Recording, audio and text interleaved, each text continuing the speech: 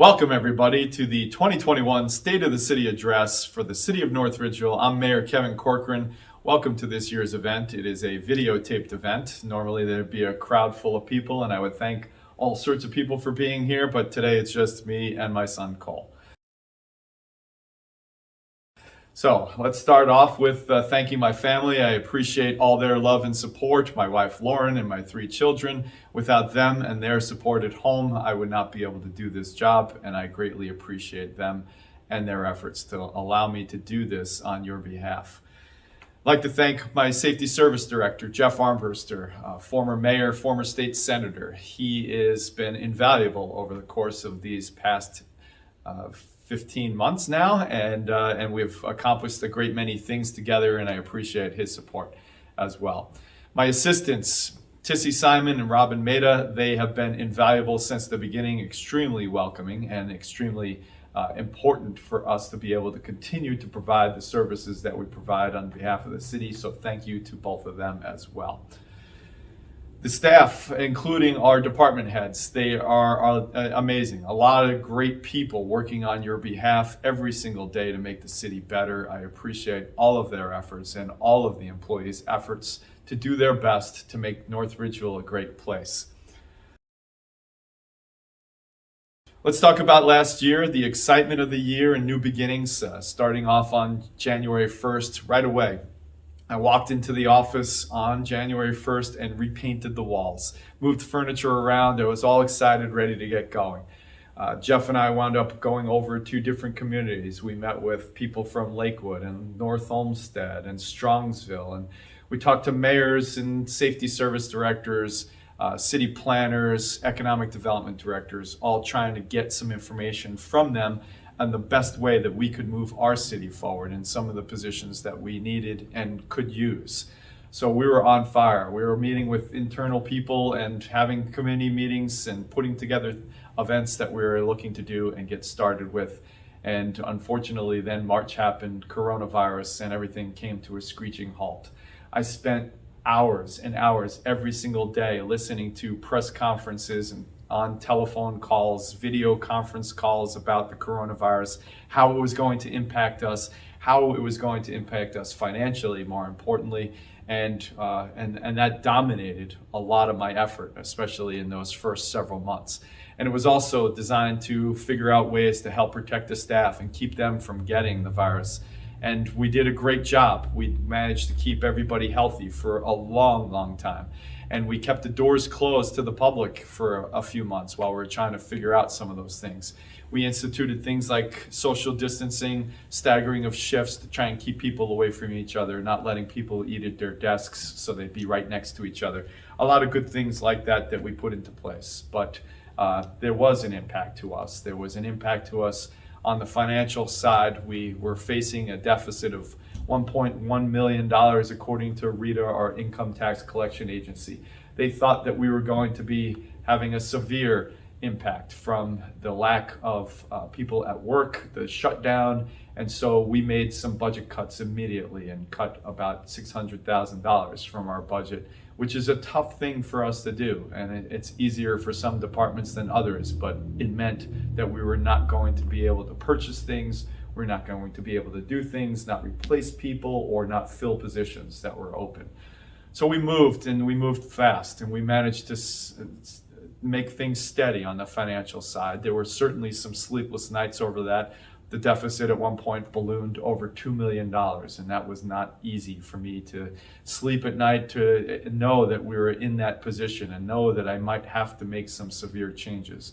But we weathered that storm and came out at the end, and ultimately we're only down about $250,000 from the previous year, and that was that was a great thing for us. So still not great overall, but better than where we were anticipating.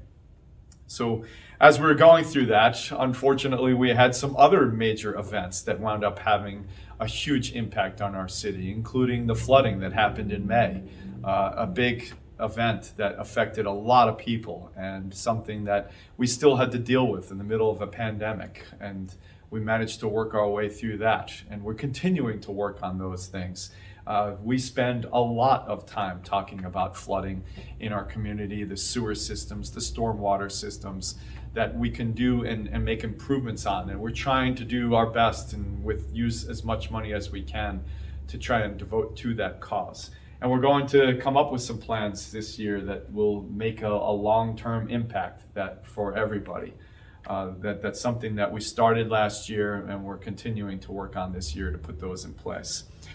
One of the other big events that had a negative impact on us was the snowstorms that happened in November and December. Storms that we have not seen in a decade. My own children did not realize that we had a snowstorm that severe in the past. I had to pull out pictures of the mountains that would be piled in front of our house and have them, showing them that they were on top of that mountain. But they hadn't seen snow like that in a really long time. So those storms were difficult for us. We've had people working here for years that never had to plow a snow event like that.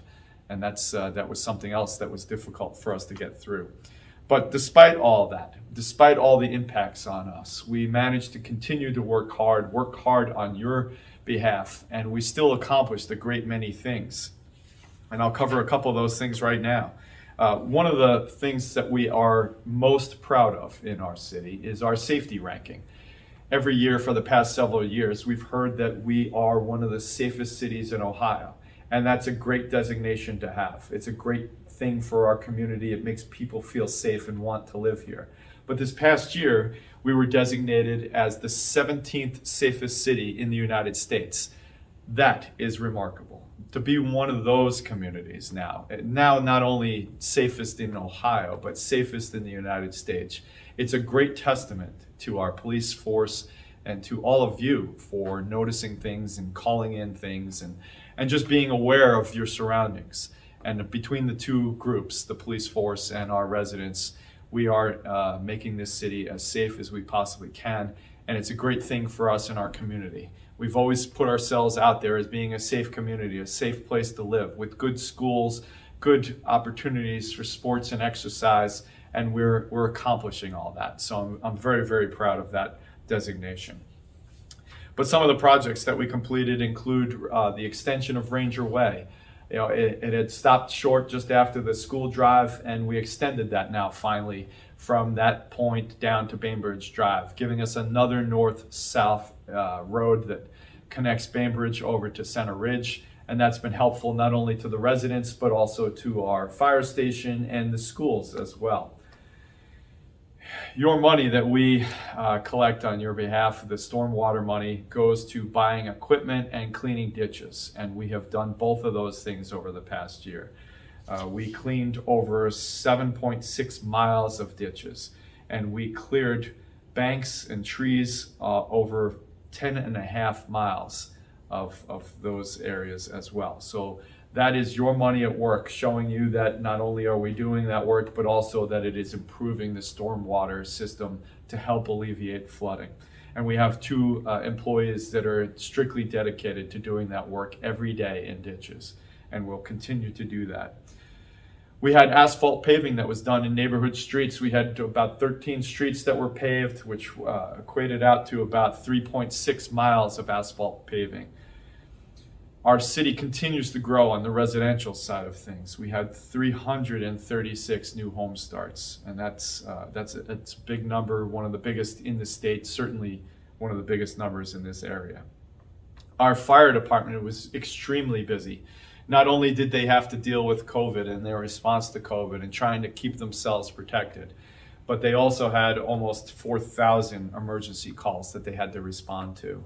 And that's something that just continues to grow, but that is one of the reasons why we added the third ambulance, the crews to run a third ambulance, and that's been working out great for everybody. And speaking of ambulances, one of the things that was really great with coronavirus, we had some outside help. Dan Russell of ServPro from North Coast, he came up with a system for an air scrubber in our ambulance cabs, which was protecting not only the guys that were back there with our the patients that were in there, but also the driver that was in there. And we expanded that scrubber system to the other ambulance as well to keep our guys safe.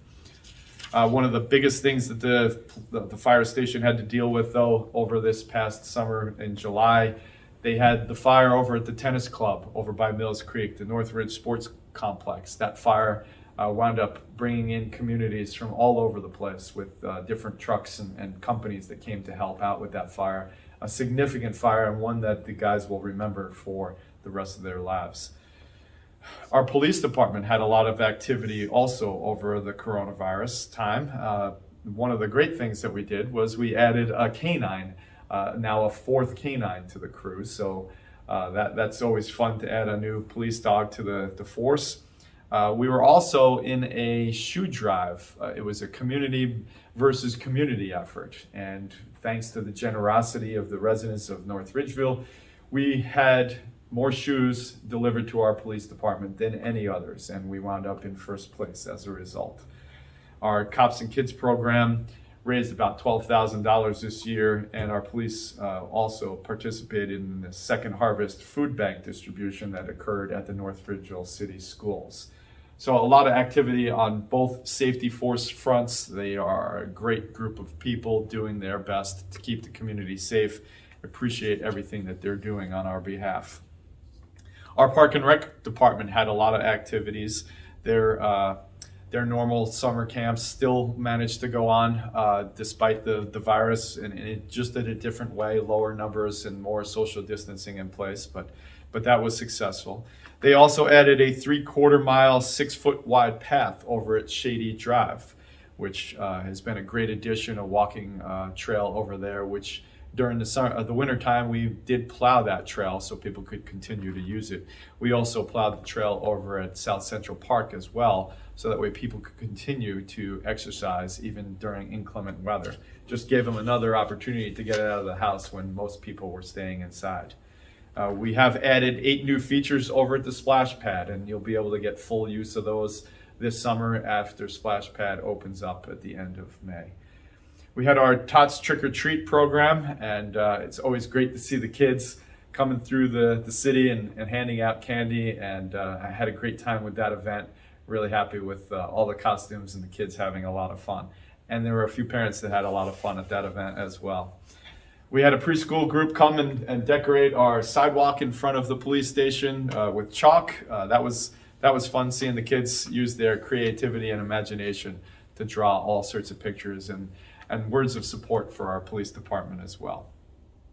So those are just some of the great things that went on in 2020. Just a remarkable year, a year that was difficult and challenging to get through. Not a year that you would want to have as your first year starting a new job, but it wound up being as good as it could be. And we managed to accomplish great things, and I'm very, very proud of that. Now let's talk about 2021. So 2021 is a year that's going to be just in flux a little bit. We started off the year so far with the January, February, March timeframe still dealing with coronavirus. We're now in the period where we're getting a lot of vaccines into people, which is making a significant impact. Our school teachers are now completely vaccinated as of a couple of weeks ago. Some of our older age groups are getting vaccinated in huge percentages, over 70% for some of those older age groups. And we're seeing now that is now being opened up to others. And I just went to a health department meeting the other day, and they've talked about how the number of vaccines that will be available over the next several weeks and months will start to increase just in huge numbers. So we'll be able to get anybody who wants a vaccine, one of them, soon. But let's talk about some of the actual projects that we're going to accomplish this year. First up, starting this spring, is a roundabout over at Chestnut Ridge Road and Alternate 83. That's over by the community garden. That project has been in place for a little while now, and we're going to start that over the next couple of weeks. And that brings up a couple of other roundabouts that we're continuing to work on too. These are more in the planning engineering stages, but that includes a roundabout over at Lear and Mills, which the city of Avon is in charge of running that through the state system, trying to get us outside money. We did get funded for a roundabout over at 83 and Chestnut. Now that one is in its beginning infancy stages. And we also have another one planned for down the road a couple of years now, but it will be a peanut-shaped roundabout over at Mills, Avalon, and Stony Ridge. But those are all future. That's not going to happen this year, but we're going to continue to work on those to bring those forward into the future. Over on Stony Ridge, we're going to realign Barris to match up with the subdivision that's across the way so that it won't be an offset intersection, and that work will start this year. We'll do our normal full depth concrete replacement and crack sealing and using some of the other tools at our disposal to lengthen the lifetime of the roads that we do replace. And that's just in an attempt to stretch that money that we spent as long as possible and make that more cost effective over the long term. We're replacing the Mills Road Bridge over French Creek, and that's over by Northridge and the water tower. That bridge will have traffic remain open, and just one lane will be closed, so there will be a temporary traffic light over there. So please, when that project starts, realize that it will impact traffic. We had a water line replacement on Stony Ridge. That project has been completed now, but that will improve the water situation over there. We had a tremendous amount of water line breaks over there, and so now this is an opportunity to make that system stronger and better, and that has been completed. We have a hydrant replacement program that's going on with an outside contractor, and that work for the most part is complete. There's still some to do, but that work is continuing. We're putting in a new water line, a water main line over on Lorraine Road. That project, right now, there are several businesses in that area that are connected to a high pressure transmission line that Avon Lake owns and controls. Those businesses need to get off of that line, so we're putting in a new water line over there, so that way we can secure that system, make it stronger and better as well, and improve the coverage for those businesses. We're continuing to work on stormwater control, specifically the Mills Creek Conservation and Flood Control Project. That is our project over north of Boulder that we refer to.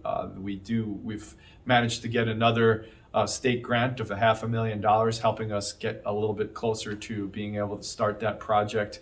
We are looking to secure some easements to move some of the water through the old Staubach property up to that Boulder Drive retention basin. But once that gets complete, we can start moving forward on that project. That project is designed not only to be a retention basin, but also to be a city park. There'll be walking trails, there'll be waterfalls. It'll be a great thing once it's complete. And most importantly, it will help out with flooding, especially downstream. And then we're working on catch basin rehabilitation, a Center Ridge Road sanitary sewer extension towards the east end of our city. We have our normal neighborhood road repair and replacements. That street list will come out shortly. And then overall, we have about $45 million in engineering projects that we have scheduled for this year. So there's a lot going on that end of things. We have a lot of businesses that are either expanding or coming to town, and we'll talk about those right now. We have Animal Clinic Northview. If you go by there, you can see they're expanding their facilities. It is a great business, a lot of great people, and they do a lot of great work, and it's great to see them being as successful as they are and expanding their business. Danbury, they opened their assisted living facility last year. Now they're expanding on phase 2 of their project that's on the other side of the pond over at Bagley Road, and that will open up hopefully around July. The old Pat Catan's Plaza has been split up into 3 different entities, and as you might be aware now, Goodwill, Dollar General, and EB Fitness are in there. All 3 businesses are opened at this time. We have Little Caesars that went in over in the Aldi shopping center. Blue Falls Car Wash in the last couple of days, they just opened, and they're a new addition to our city. Over in the Sherwin-Williams Plaza, Mrs. Scott's Sweets will be coming soon. That is a cake cookie place that will be a great addition to our city. Hop Brothers Brewing is The guys that run Avon Brewing Company are starting a new brand and bringing that brand over to Aces, the former Aces building, and we're looking forward to that opening soon. The Montessori school, you can see the groundwork has been done, and now they're looking at going vertical soon for that and hopefully opening this year. Discount Drug Mart. Just last week, Jeff and I went down to visit them at their corporate offices. Great group of people with a lot of longevity, a lot of people that have spent decades at that company. But we're really looking forward to having them join our community. They are going to break ground sometime in April, and they're hoping to open in November, but they will be a welcome addition to our city. Starbucks. So one of my most popular social media posts ever of all time was the Starbucks announcement that they're coming. They have submitted their drawings to the city, and they're being reviewed right now, and as soon as they get their final approvals, they'll be breaking ground and moving forward with that project. One of the biggest events of this year that I will be super proud when this happens, but the completion of Center Ridge Road will happen this year. And there are some events that need to happen first. That you can see they're working on the retention basins that were part of the project. They're finishing up traffic lights and wiring for that. But overall, that project should be done by the end of June. Right now, there's a schedule, an idea that they'll come back in May and they'll have to take out some of the asphalt that's there, but then they'll come back and do that top coat over the course of several days and weeks in June. Now that's all weather dependent. It needs to be warm enough and it needs to be dry enough. So that will come, and we're looking forward to that project being complete. And then one of the other bigger events that we're going to be working on, and you'll have the opportunity to vote on this in November, we're looking to introduce the bond issue for a new police station. Our police station has been something that needed to be replaced probably now for several decades. The last time it was renovated, the idea was that it was going to be a 10-year fix. It's something that we have been talking about in the background for quite some time. And we have now an opportunity to move forward and put the new police station over by the fire station. You can see the rendering. It looks like a nice building so far. We have some rough idea of the space inside, but we're putting together costs, and we'll be able to announce more about that project in the future. But we're looking forward to your support in the November ballot. And then finally, one of the great things for me personally in this position, due to the position itself, I was asked if I wanted to jump out of an airplane. And I know some people thought I was crazy, but I thought I'd say yes. It was something I've always thought about doing, and because it was with the U.S. Army and the Golden Knights team, I said, why not? Those guys know what they're doing. Let's do it. So Staff Sergeant Justin Rogerson is a North Ridgeville resident. He is also the head of the recruiting office in Elyria. He asked, and I said yes, and it worked out just great. Happy that I landed and I was safe and sound. And I'd like to think that I had something to do with his promotion, but he's now been promoted to Sergeant First Class. I think it was because I did survive that event. But it's been a great honor and privilege for me to be in this position. I am really proud to be leading this city. I'm proud to be working on your behalf on a daily basis. We're making sure that we can do everything that we possibly can to make this city better. And it's not only me, but also all the employees of the city of North Ridgeville that make this happen. And we're really proud to be representing you and making North Ridgeville the best place that we can be. I appreciate your time today. I hope you enjoyed this video. I hope to do this again in the future with people, so I have a little bit more interaction with people. But thanks again for watching, and we'll talk to you soon.